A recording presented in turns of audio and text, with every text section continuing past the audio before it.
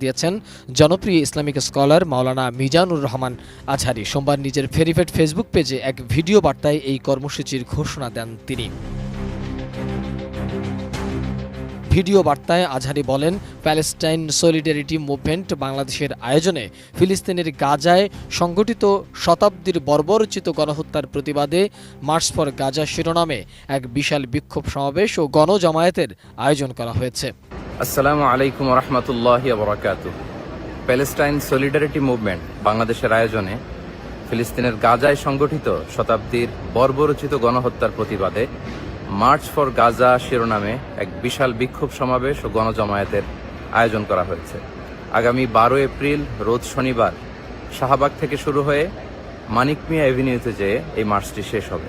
ইনশাআল্লাহ তাআলা আমি নিজে সশরীরে এই বিক্ষোভ সমাবেশে উপস্থিত থাকব এবং আপনারাও দলে দলে যোগদান করুন। মানবতার পক্ষে, ন্যায়ের পক্ষে গাজাবাসীদের সমর্থনে দল, মত, জাতি, বর্ণ, পেশা নির্বিশেষে সবাইকে এই প্রোটেস্টে অংশগ্রহণের জন্য আমি উদাত্ত আহ্বান জানাচ্ছি। আসসালামু আলাইকুম ওয়া রাহমাতুল্লাহি ওয়া বারাকাতুহু। গাজার সাধারণ মানুষের উপর